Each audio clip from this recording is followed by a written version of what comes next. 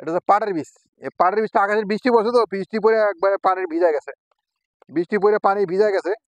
তো এই বীজটা এভাবে একটু খাওয়ার জন্য বীজটা ফালালাম।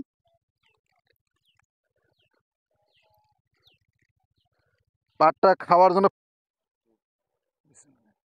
আসসালামু আলাইকুম দর্শক, চাষি দুলুমিয়া ইউটিউব চ্যানেলের পক্ষ থেকে সুস্বাগতম। দর্শক, এককভাবে চাষি দুলুমিয়া এই চ্যানেলটার কৃষি ক্ষেত্রের ভিডিওগুলা একটু কম দেওয়া হয় সময় না থাকার কারণে। তো এখন থেকে আপনারা এই কৃষি সম্পর্কে এই ভিডিওগুলোর মধ্যে পাবেন, এই চাষি দুলুমিয়া এই চ্যানেলটার মধ্যে পাবেন। আর এটা কিভাবে পদ্ধতি, কিভাবে চাষ করতে হয়, কিভাবে রোপণ করতে হয়, কিভাবে পরিচর্যা করতে হয়, একবারে এ টু জেড তথ্যগুলা এই চ্যানেলে পাবেন। ইনশাল্লাহ আমি যতটুকু চেষ্টা করি নিজে করার জন্য বা করি, এগুলো আপনাদের দেখাই। আর অপরে বা অন্য খামার বা কৃষি ক্ষেত যেগুলা ওরা চাষাবাদ করে সেগুলো সম্পর্কে অবশ্যই তুলে ধরবো।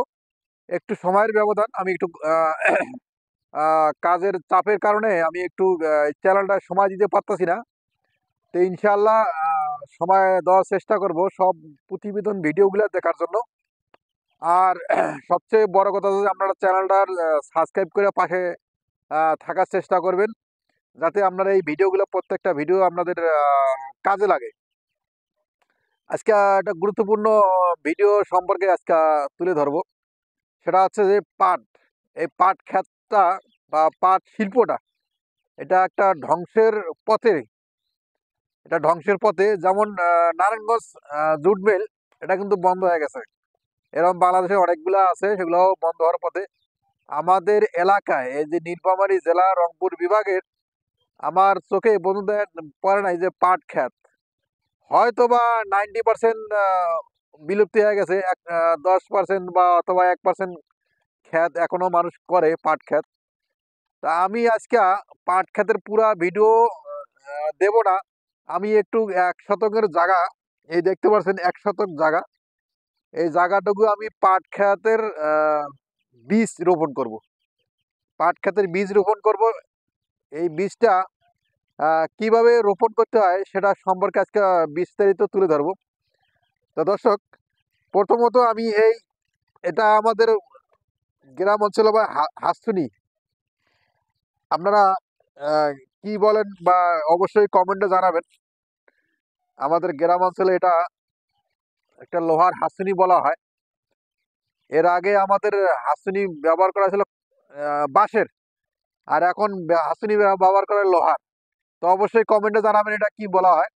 এটা দিয়ে আপাতত আমি প্রথমে স্টার্টিংয়ে আমি এভাবে জমিটাকে এভাবে সুন্দর করে নিড়ানি দিছি।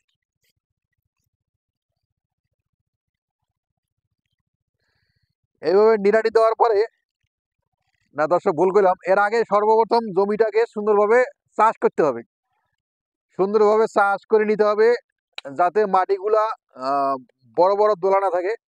হ্যাঁ, সুন্দরভাবে গুঁড়া করে নিতে হবে, আর জমিটা লেবেল করে নিতে হবে। লেবেল করে নেওয়ার পরে আপনারা করবেন কি, এই যে ভুট্টার বীজটা, সরি, এটা হচ্ছে পাটের বীজ। এই পাটের বীজটা আকাশের বৃষ্টি পড়ছে, তো বৃষ্টি পড়ে একবারে পানির ভিজা গেছে, বৃষ্টি পড়ে পানি ভিজা গেছে। তো এই বীজটা এভাবে নেবেন, নেওয়ার পরে একবারে সারিবদ্ধভাবে এমনি ছিটাবেন, এমনি ছিটাবেন। ছিটানোর ছিটানোর পরে আমি আপনাদের দেখাচ্ছি,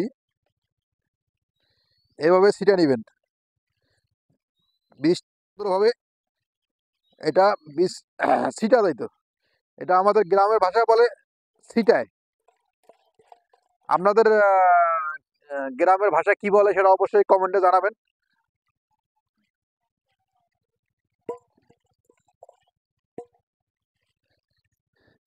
এইভাবে বীজটা ছিটানোর পরে আমার কিন্তু বীজটা ছিটানো শেষ।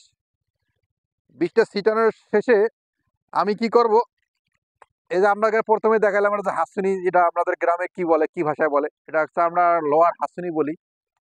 হ্যাঁ, এক কথায় ওই যে মাথায় যে চিরুনি ব্যবহার করি সেটা হচ্ছে চিরুনি। অনেকে বলে যে চিরুনি অভিযান, সেটা হচ্ছে চিরুনি অভিযান, যাতে কত কোথাও গ্যাপ যাতে না যায়। তো সেটা হচ্ছে চিরুনি অভিযান। এই যে চিরুনি আমি এভাবে দিলাম, এভাবে টানলাম। টানার পরে আপনার যে বীজটা নিচের দিকে চলে যাবে।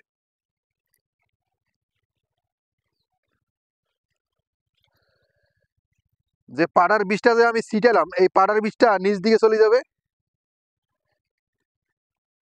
মাটির নিচে চলে যাবে। বেশি নিচে যাবে না, হালকা নিচে যাবে।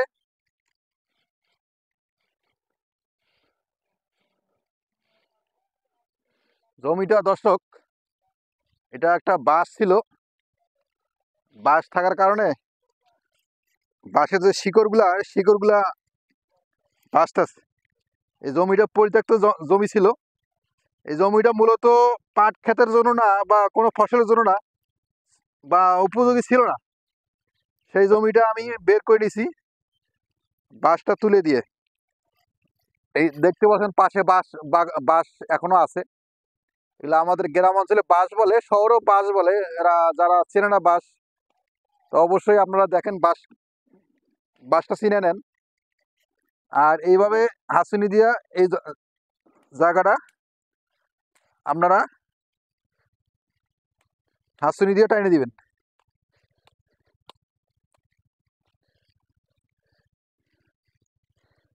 টাইনে দেওয়ার পরে আপনার 1 সপ্তাহ লাগবে যত সম্ভব বীজ থেকে গাজা রূপ আসতে। 1 সপ্তাহের মধ্যে দেখা যাবে।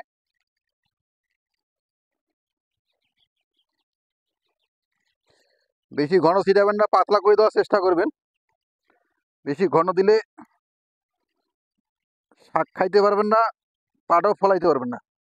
তো মূলত দর্শক, এটা আমি এটা খাওয়ার জন্য বীজটা ফালালাম।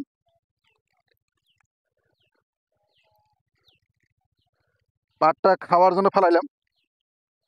এইভাবে সুন্দর করে নিড়ে নিবেন।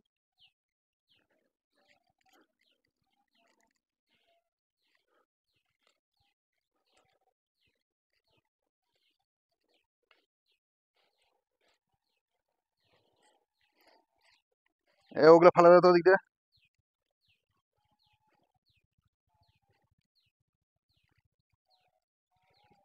ওগুলো ওদিক দিয়ে ফালা যেত।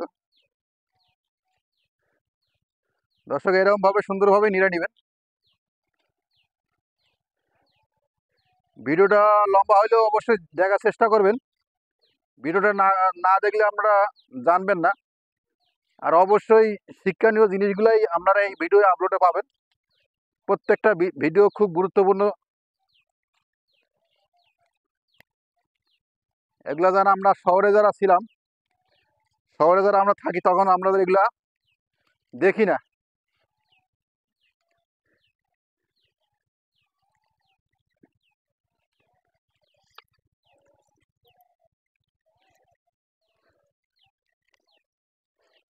তো দর্শক, খারাপ দৃশ্য, খারাপ গান বাজনা না দেখার চেয়ে এই সমস্ত ঠান্ডা মস্তিষ্কে ভালো ভিডিও দেখার চেষ্টা করবেন, যাতে গ্রাম অঞ্চলের যে সময়টা, গ্রামের যে কালচারটা বা গ্রামের যে আবহাওয়া, এই যে গাছপালা, মরিচ ক্ষেত, তারপর হচ্ছে ভুট্টা ক্ষেত, হ্যাঁ, এপাশে লেচু বাগান। তো এইরকম গ্রামের যে আবহাওয়াটা, এই পরিবেশটা, এগুলা ভিডিও দেখার চেষ্টা করবেন। অবশ্যই মন ভালো থাকবে, কাজে মনোযোগী আসবে।